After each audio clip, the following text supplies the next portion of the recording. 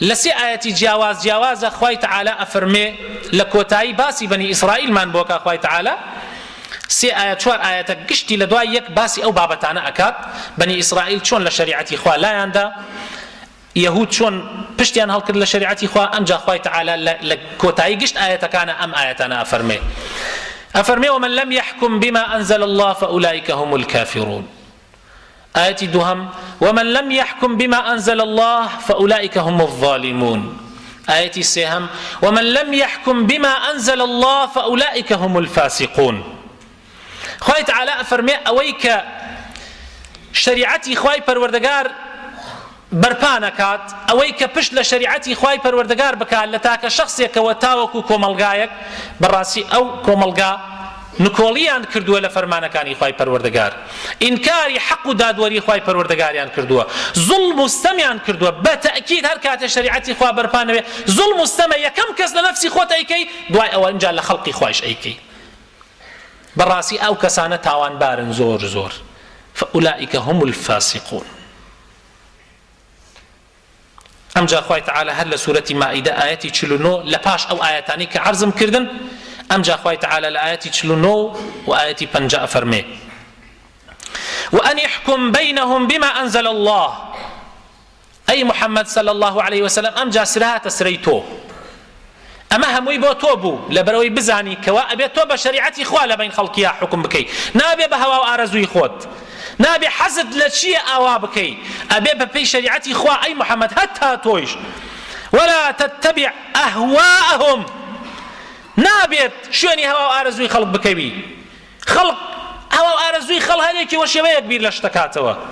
هل يكي ببي أو پروردهي كپرورده كراوا چۆن پەروەردەکراوە ئاوا ئارەزوەکانی یەکێوەم لایە ئەڵێ یەکێوە لایە ئەڵێ نابێتەوە بەپێ ئارەزووی خەڵک ئێستا ئەگەر زۆر شت بیتە دەست ئارەزووی خەڵکی وإن تتبع أكثر من في الأرض يضلوك عن سبيل الله شوێنی ئارەزووی زۆربەی خەڵک بکەوی لە ڕێگای خوا لاتەدەن خەڵک بەعام ئارەزوەکانی مخالفەی شەریعەتەکە بەعام خەڵک ئارەزوەکانی مخالفەی شەریعەتەکە حتى لو كسانيشي كزور دين دارن سيركي هندي شت لأرزويانا هي سيركي مخالفة شريعتي خواه نابي اي مشياني أرزوي خلق بكوين واحذرهم أن يفتنوك عن بعض ما أنزل الله إليك أمان محمد أما خواه الرشد أما خواه بو بيغمر قصة أكاو باشان بو أمتك محمد صلى الله عليه وسلم أفرمي أمان أقدار بها توشي أود بكن بخلص كي بات لهندي لشريعتي خوا جيبجي نكي بسر خلقيا هندي لشريعتك خوا بات لي بخلص كي وجيبجي نكي واحذرهم أن يفتنوك عن بعض ما أنزل الله فإن تولوا جاء أجر خلقي هاد بشتيان هل كردو بجوي شريعتي خوا النكرت فاعلم أنما يريد الله أن يصيبهم ببعض ذنوبهم وإن كثيرا من الناس لفاسقون هر كسي حزد شريعتي خوانك أو بشت هلكا بتأكيد آقات لو بيكوا أو بهوي قناحكان أنا وسريان ليشيواوا وزوربي خلقيش لا درن للرقاء إخوا زوربي خلقي حز شريعتي إخوانا كان حز وكان آرزوي إخوان جيب كان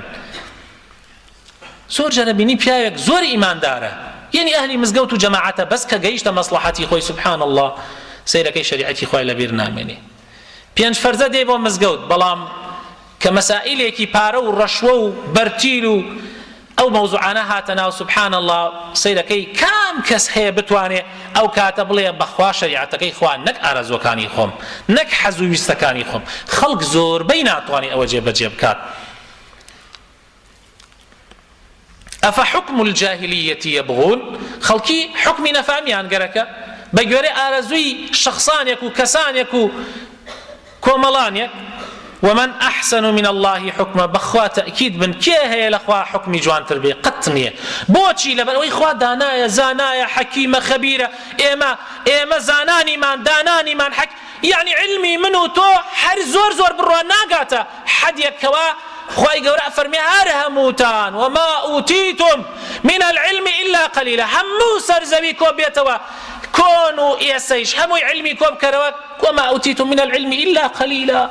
هم إلا كم يعني هلا ولا علمتان هي أجينا زور بي علمي وآقاتان لينية كاتب يغمر موسى أعلم أهل زماني خويبو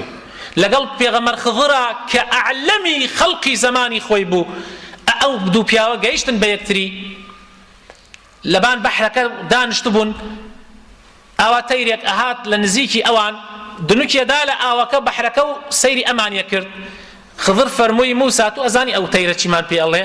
وتینە والله دەیوتی واللهی خوای گەورە ئاگاداری کردمەوە کە ئەو تەیرە پێمان ئەڵێ موسا و خضر ئێوە ئەزانە علمتان زۆرە دەی بەخوا علمی هەردووکتان لە چاو علمی خوای پەروەردگارە وەکو ئەو دنوکەیە کە منەی دەم لەم بەحرە ئێوە چی ئەزانن ئێوە ئێمە هەر سەیر بینینمان بکە ئێمە لەو دیم ئەم مزگەوتەوە نابینین سەیری بیستنمان بکە ئێمە ئیسا لەوە ئەچی هەندێکتان قسە بکەن لە دەرەوە من ئاگام لێی نییە زۆر بەمان ئاگامان لێی نییە علممانیش محدودە بینینمان محدودە سنووردارە هەمووی سنووردارە بۆیە هەرچەندە ئێمە عاقڵ بین ناتوانین شتێک دانین شریعەتێ دانین شتێ بدۆزینەوە لە گوێرەی پێویستیەکانی خەڵک بێ خەڵقی خوا ئللا سەیرەکەی لایەکە دەین بەسەر لایەکی ترە ئارەزوەکان مانزاڵ ئەبێتایە بۆیە هەرچی بکەین ئەبێ لە ڕوانگەی شریعەتەکەی خواوە بێ ئەیگینا دوایی خەتەرە زۆر ئەمجا پێغەمبەر صلی الله عليه وسلم ئەوە ئاەت بەسە دێنە سەر هەندێک ئەحادیثی پێغەمبەر صلی الله عليه وسلم پێغەمبەری خوا صلی الله عليه وسلم فەرمێ القضاة ثلاث ئەفەرمێ قازی و دادوەر سیانن سێ جۆر دادوەرمان هەیە لە دنیا دادوەرانی دنیا سیانن دوانیان لە ئاگری جەهەنەما یەکێکی لە بەهەشتایە دوانیان لە ئاگری جەهەنەما یەکێکی لە بەهەشتایە اثنان في النار واحد في الجنة واثنان في النار فأما الذي في الجنة أويك آل بهشتا كيه فرجل عرف الحق فقضى به كابرايك آل بهشتا چونك حق أزاني شارزائي هي جيب جي أكال لنا وخلقيا بسر خلقي خوايا أو كسشيني بهشتا أي أو دوانا كيتر كيان أي بيغمبر صلى الله عليه وسلم فرموي ورجل عرف الحق فجار في الحكم كسيك حق أزاني بلام لبر خاطري آرزوي أمو أو وازد حق كتيري أو هذا جهنم ورجل قضى للناس على جهل كسيك ترى نفام جاهلة بلام حبي سلطة ودصلاتي هي حبي أوي هي بس بيجن منصبك الرأي قريت ناس جوينا داتي بوخي قرأ كات سر خوي وخلقيشة هموي خوي خات جهنم پیغمبر خدا صلى الله عليه وسلم الحديث كتير أفرمي ما من رجل يلي أمر عشرة فما فوق هر کسی أمري دكس لجير دسيابه دكس لدببانه پیغمبر صلى الله عليه وسلم فرمي إلا أتى الله عز وجل مغلولا يوم القيامة يده